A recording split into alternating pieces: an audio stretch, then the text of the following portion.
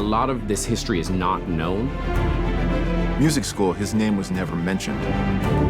Here's a man who undoubtedly is one of the most incredible composers of all time.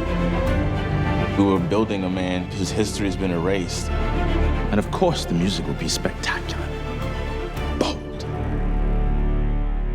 When I heard about him and that he was a composer of classical music who was mixed race and born in Guadeloupe and was living in Paris, I was really struck that there would be some guy whose background was in any way similar to mine, who was writing back in the time of Mozart. May I play with you, monsieur? Chevalier's musical imprint on the world at the time and his contemporaries was huge. He, in fact, is reputed to have shared an apartment with Mozart, who is about 13 years younger than Joseph. Well, I hope this won't be embarrassing for you. It's crazy that he preceded Mozart, and now the article comes up and says the Black Mozart, as if he came up after, as if he was copying Mozart or any of that. There are some really tricky, showy passages in his writing. Many violinists have expressed to me just how fun and surprisingly challenging it is to play. Who the fuck is that?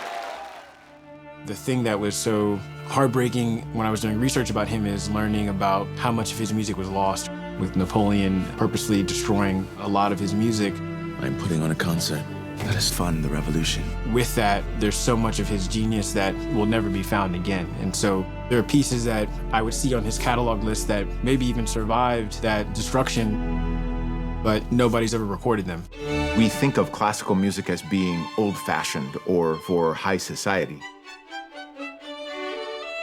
But at the time, that was the art of the day. That's the top 40.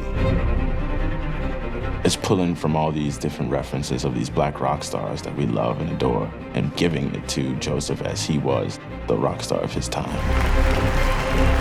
It's important for the audience to see his story taking place inside that understanding.